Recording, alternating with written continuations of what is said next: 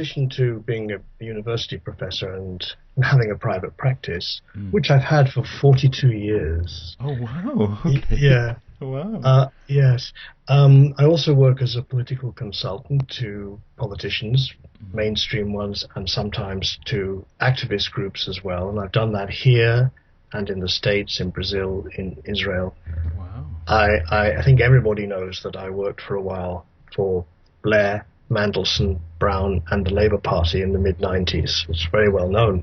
Right, okay. Not something I'm awfully proud of now, but at the time it felt it was a project that could go somewhere. Mm. I've also worked for senior American politicians, but I'm not going to say who. Right, yes. Contracts. But the thing is that has really informed the more theoretical work on psychotherapy and politics. Applications of therapy thinking to politics is what I enjoy doing most, and having worked with politicians, I've got priceless prima materia, raw material for that. So I'm divided. My time is divided. By original training, actually I started as a humanistic psychologist in the late 60s, early 70s, and I was at a crossroads. Should I become a facilitator at Quasitor, trained to do that, and I became an apprentice to one of their leaders, or should I become a Jungian analyst? And I opted for the latter. But I've had a lot of other kinds of therapy experience as a client. I've had body-based psychoanalytic therapy. I've had systemic therapy, but offered individually, and I've had several bouts of couple therapy. So I think I've been in therapy for probably more than half my life. And I think it's very important for therapists to be in therapy for more than half their lives as well, even if you have to laugh at yourself, you know. Yes. Yes. Shrugging up Highgate Hill yet again. Yeah, it's a kind of an endless journey, I guess. Endless. Yeah. Yes, it is. But if we could talk about this conference. Yes, please. I'm trying to bring back together things that were rent asunder when I was a very young man. I couldn't see a way to combine the high-octane, extroverted, 24, 36, 48-hour marathon world with, on the couch, 4 times a week, developmentally based Jungian psychoanalysis. I simply could not do it. Neither camp was prepared to help me do it. I'm not saying they were competing over Andrew, you know, because I was a kid. It wasn't such a catch. But the fact is, I couldn't hold it together. And I moved right away from the noise and the expressiveness and that whole brilliant humanistic, human potential insight that you can effect internal change by experimenting with external behaviors that were new. I moved away from it, and I did the whole psychoanalytic thing. And then I gave a talk at a BACP conference, and John Rowan was in the audience. And I already knew John, because I was a book person, a book writer, and anybody who writes books, John wants to know. And he came up after this massive workshop, it was about an hour and a half, a lot of people there.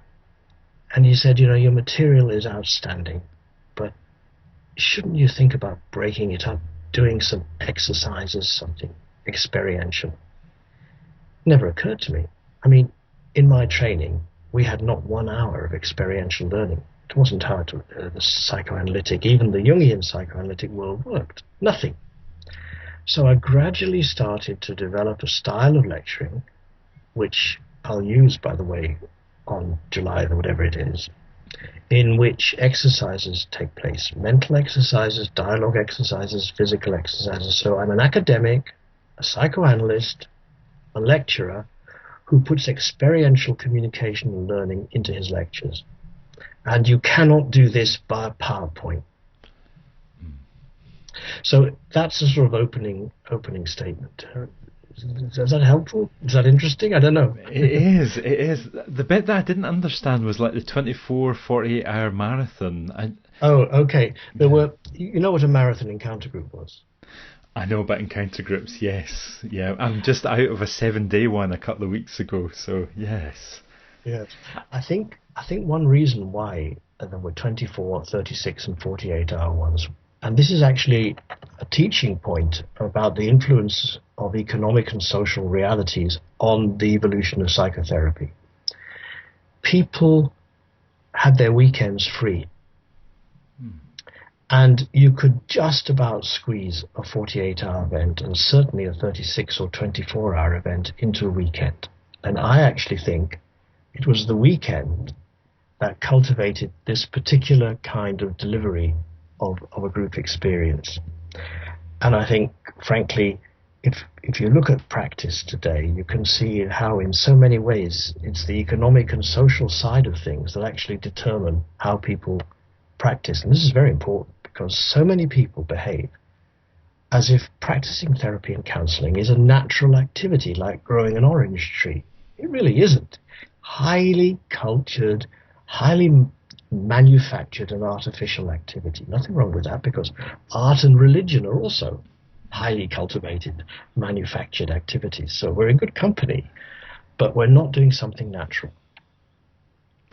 Yeah, that makes sense to me. That's Mm. because I was kind of thinking you were saying, oh, like 48 hours without sleep or something, but it's like it's a 2-day event or a 3-day event that Oh kind of. no, it could be 48 hours without sleep.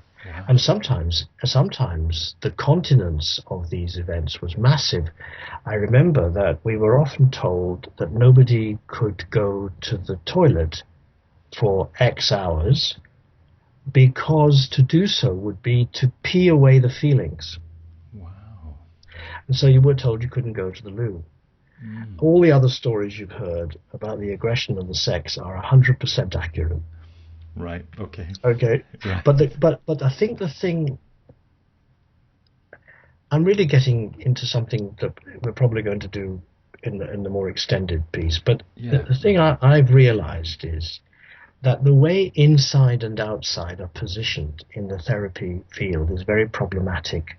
You're supposed to shift inside and then it will change outside. And what I learned from the humanistic experiences was that if you change outside, you will eventually experience things inside. Yeah. So it was an outside to inside approach. I think it is. Yeah. It was try it, suck it, see. Mm. Express yourself. And this is what Fritz Perls is doing, Mm. for example. Mm-hmm. Express yourself, experiment with yourself, see what happens, and gradually people find that what was labored and like acting Mm. has become part of their repertoire. Right. Yeah. And that, by the way, is no less authentic than things becoming part of someone's repertoire from inside. Uh, all the world's a stage. Yes. Okay, there isn't all that much possibility of real authenticity and so on. It's all degrees of acting, but that doesn't mean it's shallow or lacking emotional valency or energy. Yeah. That feels like a really important point to make about that kind of experimentation and the growth. Mhm. And it sounds like in your journey, Andrew, you went a different road where it was very much about thinking about things and thinking about what was going on the inside, and then you've then melded the two approaches in your Yes, thinking. Am I getting that? Is that close to what you're saying, or? I think you're talking about two aspects of my work Mm, that have the same shape. So you've spotted me, you've got me mm, correctly. On the one hand, there's politics, which is out there, and psychotherapy and counseling, which traditionally are inside, interior, private matters. So I'm bridging those. But there's also the action change oriented humanistic psychology and the traditional Jungian psychoanalysis, which are also very much opposites, and I'm bridging there too. mm. So you've understood. Yes, I am about bridging. I think quite a bit. Yeah, which is such a difficult thing to do. I mean, it's so Or I can see the challenge in that. Often in our worlds, we sit in our camps and we stay there, and there's much less richness than, I guess, the work that you're doing, bridging. And it's a very unpopular thing. The conference that I want to plug has been the least well-received conference I've ever been involved in, and I've been involved in more conferences than you've had hot dinners, because it seems to be the case that the two groupings of humanistic psychologists and psychotherapists and Jungian analysts don't want very much to know each other better. And they don't want to know about their history together, about the links and the connections. It's very, very interesting. I mean, obviously, nobody says, Andrew, this conference is a load of crap. The people are far too polite, and there's too many good people speaking for that. For example, we've got Brian Thorne, who wrote this wonderful paper, The Two Carls, Carl Jung, Carl Rogers. Lucky for him, they had the same name. It's such a neat, cute title. It's a fantastic title. Yeah, but people like that, I mean, you can't dismiss it. But there's something not wanted about this conference. Something very seriously not wanted, and I'm trying to figure out what it is. And that's why, to be honest, I turned to you at someone's suggestion to see if I can actually get out there the value of doing this kind of bimodality or two traditions work. And there's a past to the relationship of the Jungians and the Humanistics. There's a present, and maybe there's a future.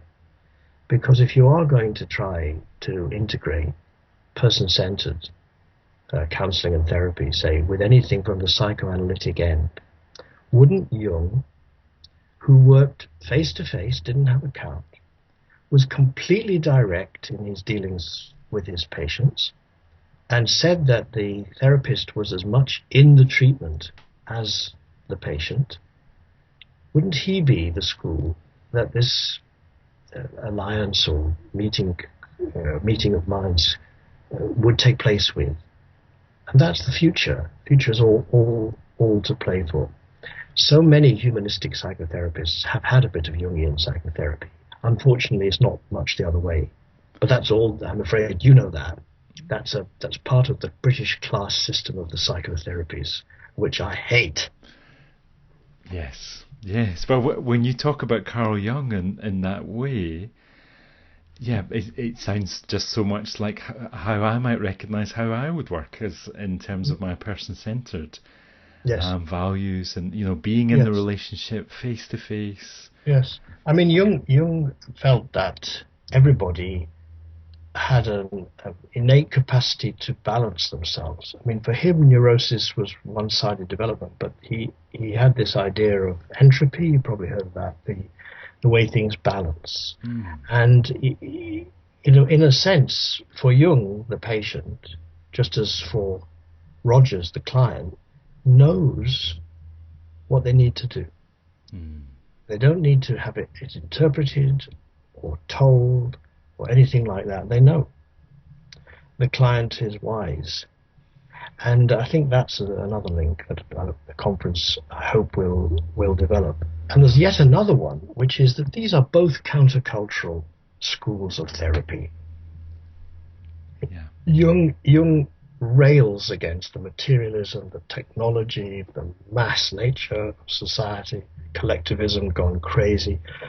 And many humanistic psychotherapists and counselors see themselves as overtly countercultural. They're into eco-psychology, they're concerned with equality, with feminism, and so on.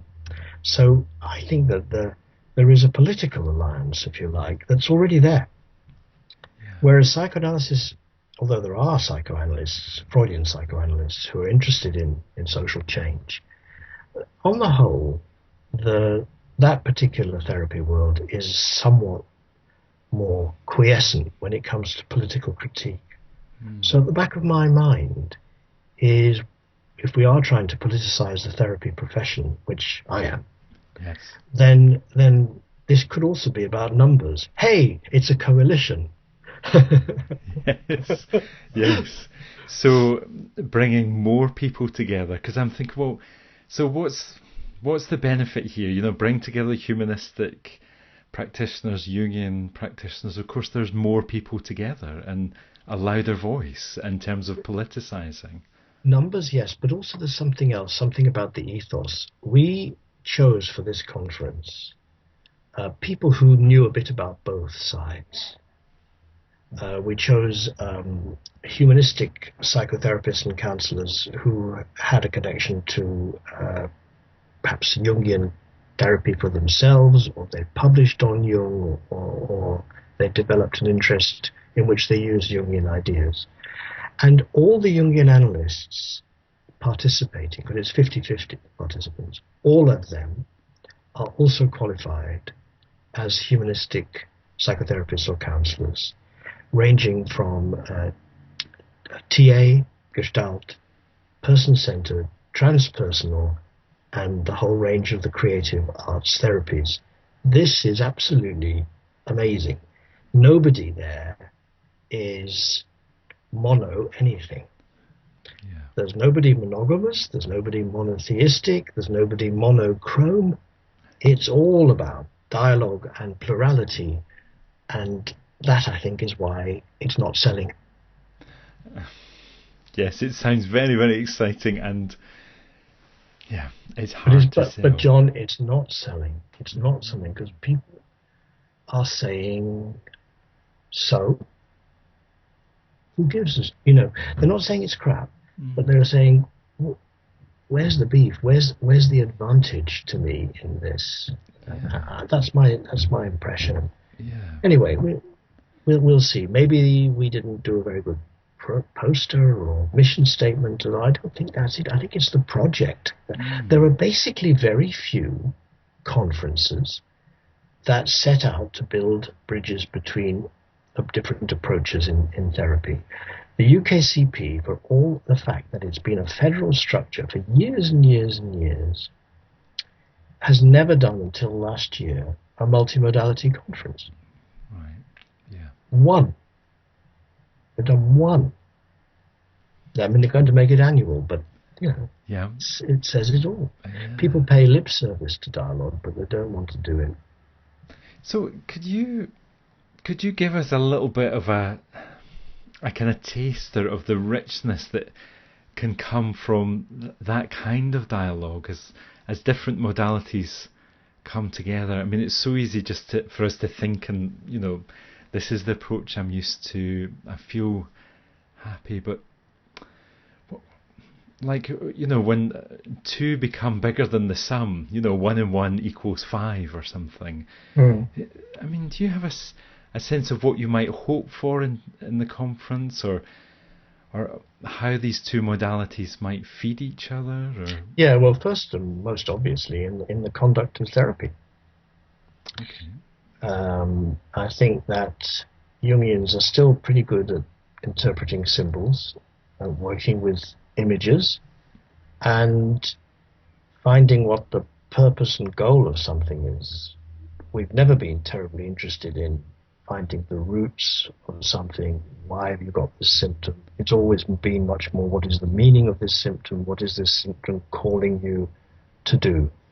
I think especially person-centered therapists have a way of conducting the therapy dialogue that we Jungians could learn a hell of a lot from, especially now that the unconscious is allowed in the person-centered handbook. Okay. And if the unconscious is allowed, why not look at the Jungian version of it? Yeah. And I think there's something else which is more political, which is that there's each of the two traditions believes, I think, to use Jung's words, because they come more easily to me, that when you treat the individual, you treat the culture. That there isn't a person isolated from the culture, whereas psychoanalysis or behavioral therapies, I think they do assume there is a person who is sealed off, can be isolated, put in the spotlight, and treated. And I think that the humanistic and the Jungian traditions are set against that.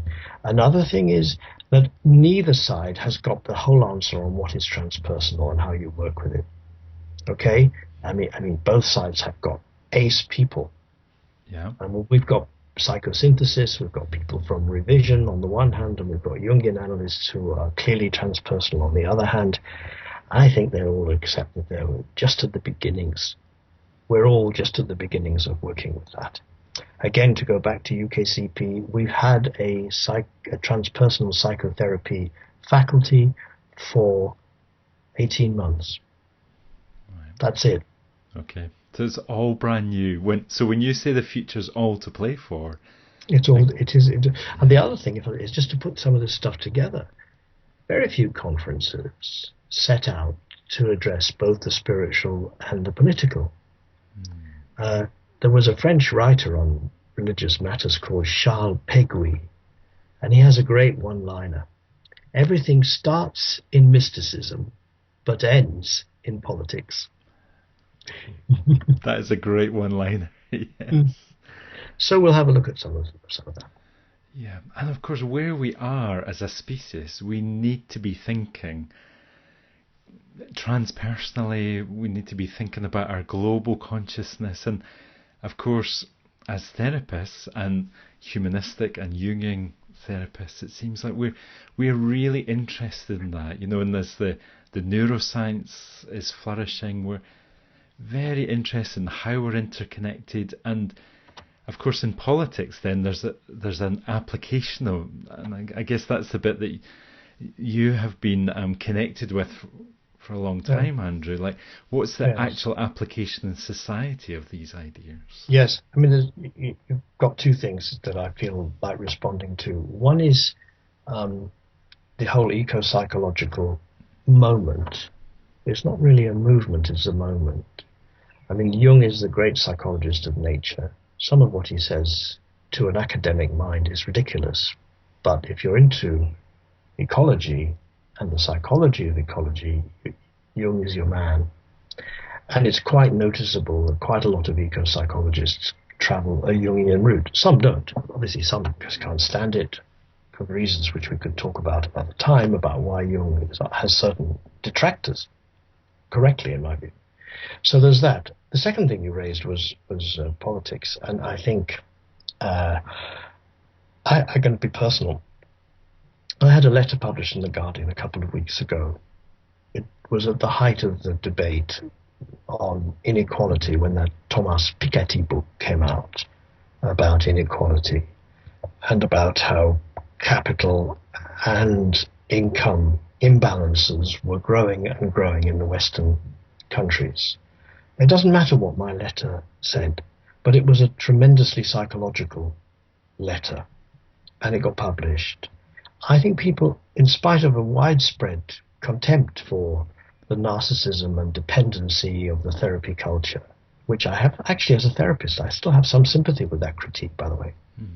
But I think there's also a space now, a moment, where a psychological observation can get into The Guardian, which is still a somewhat materialistically oriented organ.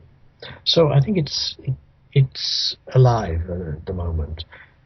The whole question of using therapy thinkings in a political context. Yes, yeah. Like we're at a very special time in human history, as some very what has felt like stable structures are crumbling, and there's lots of questions about where next. And of course, I'm used to sitting in groups and responding and being responded to in terms of humanistic experience. I have no idea how that can kind of impact the wider world. And I think about my clients, I think about how I am when I'm at the supermarket, I guess. But like, I think there is a desire to contribute to that change and that shift. Yes, it's absolutely vital that therapists don't try and go it alone. Yes. I mean, it's one thing to get a therapist onto a political committee, but a committee of therapists designed to cure the political ills of the society, forget about it. What a nightmare. It sounds like a nightmare, doesn't it? Yes, yeah. So, let's not exaggerate. Let's be skeptical and restrained in what we claim. Let's not try to become foundational, because the political world, I think, will welcome a psychological angle, but they won't welcome a psychological takeover. Yes. So it's a contribution. Yes, and part of a movement. Part of a wide movement. Occupies in it, eco-psychology is in it, liberation theology is in it, people who are really worrying away at all aspects of inequality, people who are working that funny space between spirituality and religion. They don't all agree, and some of them, by the way, are not at all left-wing and progressive. Even if they might have a certain spiritual outlook, they might be quite right-wing, conservative, traditional. Nevertheless, there is a huge range of organizations, activities, and interests. I would add, by the way, animal welfare, very, very important. That's been around for a long time. And before eco-psychology and before environmentalism, there was this thing called nature conservancy. That too was part of a movement. I did name it once. I called it a resacralizing of culture. A bit pompous, but it was intended to make it clear to the therapists, of whom I'm one, that we are not special. Yeah. We're interesting. Yes. But we're not special. Yeah. And I think it gets me thinking about, as therapists, how do we belong again in society? I think a lot of us have trained and decided to work in a way that is countercultural and almost steps outside of culture. And there's a real challenge. Well, how do we come back in a way that speaks to our integrity and is a contribution too? Well, you put it as well as I could, if not better. Yes, yes. However, don't get too hooked on integrity, authenticity, purity, and goodness, because delusions of those things causes a lot of trouble in the world. Okay. Yes. The world is fractured, and the therapists that seek to address those wounds are fractured and wounded as well. Yes. And that's a psychotherapy insight which most politicians don't even know about. You're in the mess you're seeking to do something about, which is a therapy principle. You're in it with your client because of shared humanity, but you're also in it because that's the way to do our work. Yeah. I'm not saying it's a technique, but it's a sine qua non without which not to be down there with the client, in the therapy with the client.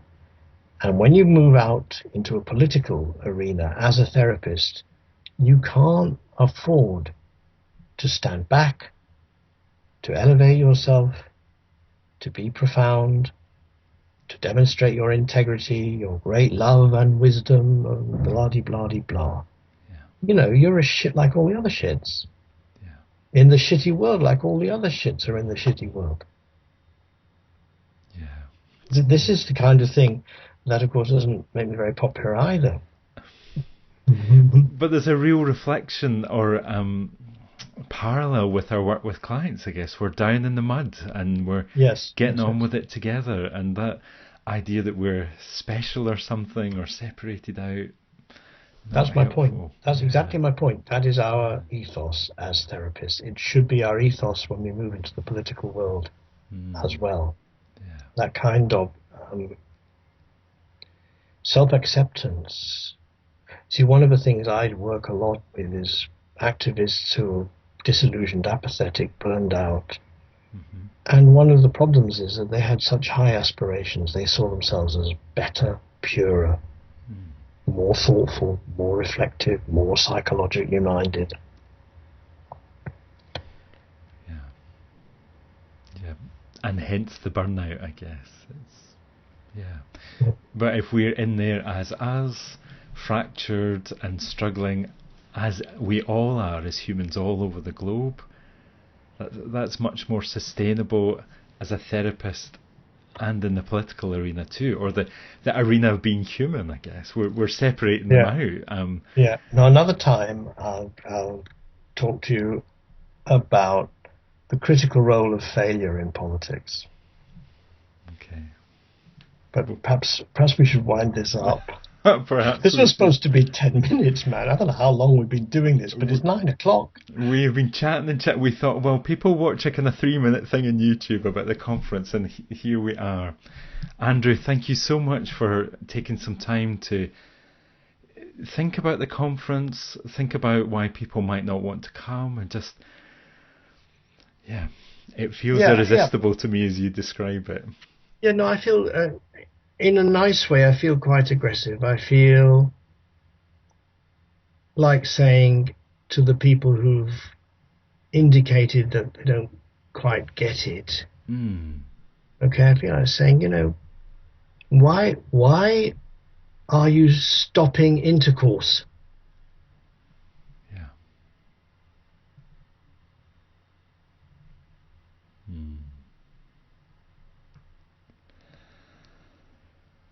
I'm not saying any more.